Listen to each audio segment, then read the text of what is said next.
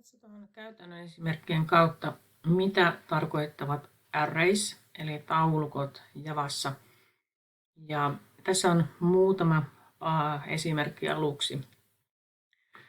Array eli taulukko on muuttuja, niin kuin mikä tahansa muuttuja. Eli tässähän näyttää ihan tutulta, luodaan string-tyyppinen muuttuja ja annetaan sille nimikuukaudet. Ja mikä on eroa aikaisempaan on se, että tässä on hakasulkeet. Ja nämä hakasulkeet nyt osoittavat, että aiotaan luoda array eli taulukko. Ja on muutama erilainen tapa luoda tai määritellä se taulukko. Ja tässä nyt on esimerkki, jossa sanotaan, että luodaan tuommoinen kuukaudet-niminen taulukko, eli array. Ja syötetään sinne jo tietoja. Eli tässä luodaan se taulukko, mutta ei sanota, että montako solua siinä taulukossa on. Jos te ajattelette vaikka Exceliä, niin Excelissä on niitä soluja. Sehän on taulukko. Ja tässä nyt sanotaan, että luodaan sellainen taulukko, mutta ei sanota montako tietoa sinne tulee. Vaan tässä se sitten laittaa näiden mukaan. Nämä aina menee kaikki peräkkäin. Ne on vain 3 rivillä sen takia, että se mahtuu tähän näyttöön paremmin. Eli siinä tulee nyt niin kuin 12 sitten saraketta tai solua. Ja niille annetaan yksi yhteinen nimi, kuukaudet. Ja me ollaan tähän saakka opittu sekä JavaScriptissa että Javassa, että aina jos sulla on muuttuja, niin siihen tallennetaan yksi tieto. Vaikka int numero 1, int numero 2, int summa, string etunimi, muuta vastaavaa. Niin nämä array-taulukot, niin nämä eroaa siitä niin, että niihin voi tallentaa monta tietoa yhteen ainoaan muuttujaan. Eikö ole kätevää? Eli sen sijaan, että laittaisitte että string kuukausi 1, string kuukausi 2, string kuukausi 3, jokaiselle kuukaudelle oman muuttujan. Sen sijaan, että tekisit sen, että tähän tulisi 12 muuttujaa, niin voit sanoa, että sulla on array eli taulukkomuuttuja ja annat sille yhden ainoan nimen ja kerrot, että nämä tiedot tallentaan sinne. Ja nyt Java tietää, että ahaa, nämä on siis erillisiä tietoja ja niitä käsitellään niin kuin erillisinä tietoina. Ja näillä on oma osoitteensa ja tämän osoite on kuukaudet muuttujan solu numero 0 tai tietoa numero 0. Nämä alkaa 0. 0, 1, 2, 3, 4, 5, 6, 7, 8, 9, 10, 11. Eli joulu on nyt tässä 11. Ja tämän näkee, kun mä ajan tämän ohjelman. Siirrän pikkusen näyttöä, että nähdään se ohjelman ajo. Tämä on nyt R1. Niin tässä sanotaan, että system out print kuukaudet muuttujasta. Ota sieltä solu, jonka numero on 0. Tulosta se. Ja minkä se silloin tulostaa 0, niin se on tammi. Eli tämän osoite on kuukaudet 0. Sitten sanotaan, että käy lukemassa kuukaudet R-taulukkomuuttujasta solu 4. 0, 1, 2, 3, 4. Silloin se on touko. Ja niinpä joulu tulee silloin soluun 11. Eli pitää muistaa, että ne alkaa 0. Tämä on 0 solu tai 0 tietoa tai 0 osoite tässä. Ja näin voidaan yhteen muuttujaan tallentaa sitten enemmän tietoa. Eli sinne voi laittaa tietoa, samankaltaista tietoa, jota niin kuin tarvitsee niin helpommin. No miksei tätä niin kuin heti alusta saakka ole käytetty, niin tämä vaatii ensin, että osaa niin kuin muuten muuttujien käytön. Eli pitää ensin osata, niin kuin miten tavallisia muuttujia käytetään, jonne sijoitetaan vain yksi tieto, ja kuinka niitä luetaan, ja miten se niin kuin yleensä se syntaksi menee. Sen lisäksi, ennen kuin mennään arrayhin, eli taulukoihin, niin pitäisi osata myös for loopi. koska for loopia yleisesti käytetään taulukoissa niiden tietojen lukemisessa. Eli oikeastaan niin for loopin jälkeen on vasta se vaihe, kun kannattaa alkaa taulukot opiskelemaan, koska ne kulkee niin käsi kädessä for loopin kanssa. Ja katsotaan siitä sitten esimerkkiä kohta.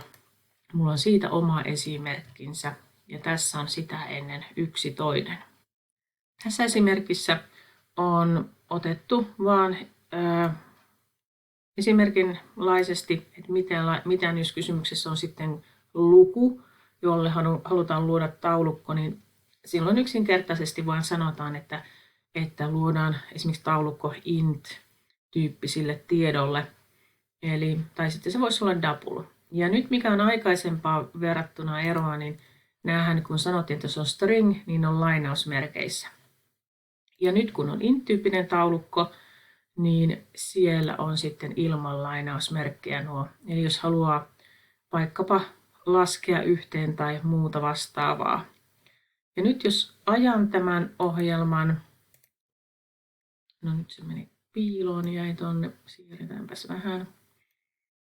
Niin sanon tässä, että käy lukemassa päivä kk taulukosta arraysta solu 0, luku 31, solu 4, 0, 1, 2, 3, 4, 31 ja sitten toi viimeinen, joka on 31. Eli idea toimii ihan samalla tavalla. Ja nämä taulukot näitä käytetään silloin, kun kaikki se tietotyyppi on samanlaista. Eli sulla on vaan siinä esimerkiksi kokonaislukuja tai desimaalilukuja tai sitten sulla on stringiä tai merkkejä tai jotakin. Eli niitä ajatuksena käytetään niin. On sitten mahdollisuutta myös vaikka minkälaisiin taulukkokäyttöihin, mutta niistä joskus myöhemmin lisää. No sitten mitä se tarkoittaa, että for loopia käytetään taulukoiden kanssa, niin tässä on mulla siitä sitten esimerkki. Ja tässä on tuosta edellisestä, mulla on uusi päivä KK-muuttuja, joka on taulukko. Ja olen tosiaan tallentanut siihen kaikkien kuukausien päivät. Eli sanotaan vaikka, että haluan lukea montako päivää on vuodessa.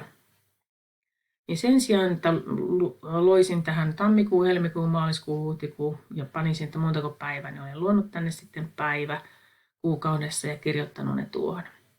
Sitten summamuuttujaan lasketaan aina yhteen, että montako päivää on. Ja sitten kun kaikki laskettu yhteen, niin summamuuttuja tietää, että mikä on näiden summa. Eli me halutaan tässä ohjelmassa käydä laskemassa yhteen 31 plus 28 plus 31 plus 30, 31 ja niin poispäin. Se kertyy tuohon. Ja me voitaisiin käydä se nyt näin hakemassa. Me voitaisiin käydä sanomassa, mäpäs otan tuohon. Eli tämä kyllä toimii, annan tuosta ihan piilon tuo. Se toimisi nyt, että me sanotaan, että summa on. Ja otetaan vähän noita pois tuosta ylimääräisiä. Plus. Eli käydään lukemassa tuon taulukkomuuttujan solu tietojen 0. Sitten seuraavat. Mä en nyt laita kaikkia, mutta haluan vaan teille näyttää sen idean. Laitetaan vaan tuohon noin 4 ensimmäistä, niin näette sen idean, että mitä tarkoitan. Aivan näin voisi käydä lukemassa, että käy lukemassa 4 ensimmäisen solun tiedot tuolta ja laske yhteen. Eli lasketaan montako päivää vuodessa. Niin tässä käy lukemassa tuon solun tieto, käy lukemassa tuon solun tieto, tuon solun tieto ja tuon solun tieto. Ja tietenkin nyt jatkettaisiin tänne saakka.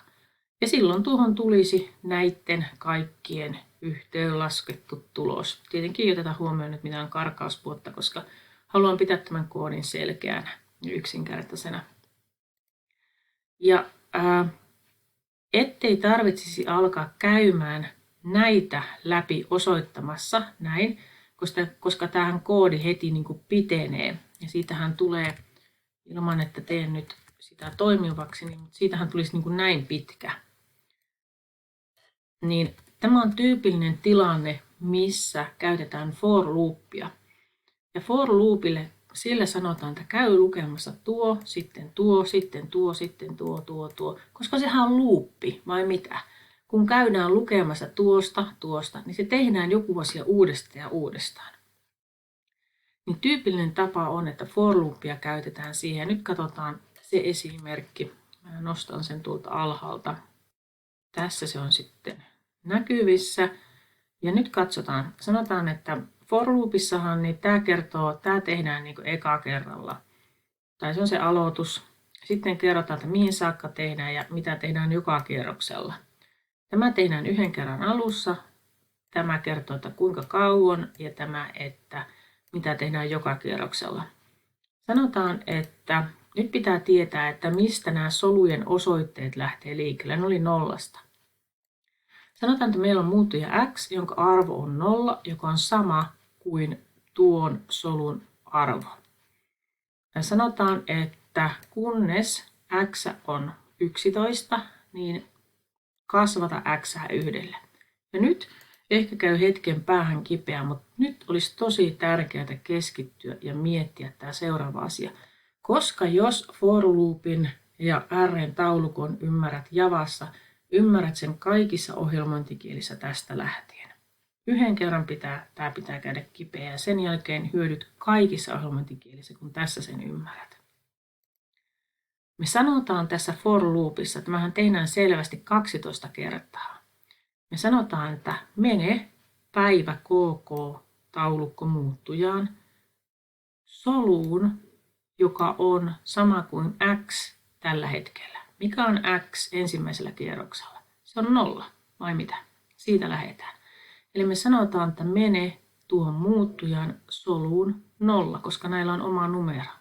Ota sieltä 31 ja sanotaan summa, joka on 0 tällä hetkellä. 0 plus 31 ja tallennetaan 31 tuohon. Mennään takaisin for loopin alkuun. Tämä tehtiin vain alussa. Vielä ei olla saavutettu loppua ja tämä tehdään nyt joka kierroksella. Kasvatetaan x:n arvoa yhdellä. X on 1. Mene tähän taulukkomuuttujaan. Mene sinne soluun, jonka numero on 1. Ja sehän on nyt tämä. Ota sieltä se numero, tallenna se tähän ja tässä on 31. 31 plus 28. Ja se tulos kirjoita tuohon. Taas for loop lähtee vertailemaan, että vieläkö tehdään. Vielä tehdään. Kasvatetaan x:n arvoa yhdellä. Mene taulukkomuuttujaan kohtaan 2. 0, 1, 2. Eli tuohon soluun. Ota sieltä 31 ja lisää se tuohon paljonko 31 plus 28 oli. Eli siinä on tällä hetkellä nuitten 3 summa. Ja tallenna se tuohon. Ja taas mene, tarkistetaan, onko ehto vielä, toteutetaanko se, onko se tosi, epätosi.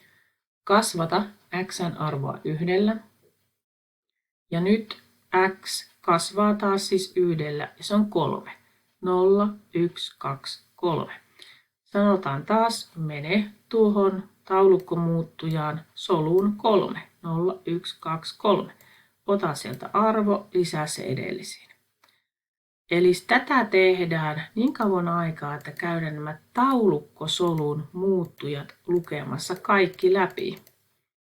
Ja loppujen lopuksi saadaan arvo, eli laskettuna nämä kaikki yhteen. Sitten hypätään loopista ulos ja kerrotaan, että montako päivää tämän mukaan vuodessa on. Siirrän vähän näyttöä, niin nähdään se tulos. Eli ajetaan ohjelma ja siinä nyt näköjään puuttuu muutama välilyönti. Vuodessa on keskimäärin 365 päivää. Eli for loop ja array oli tässä yhdistettynä.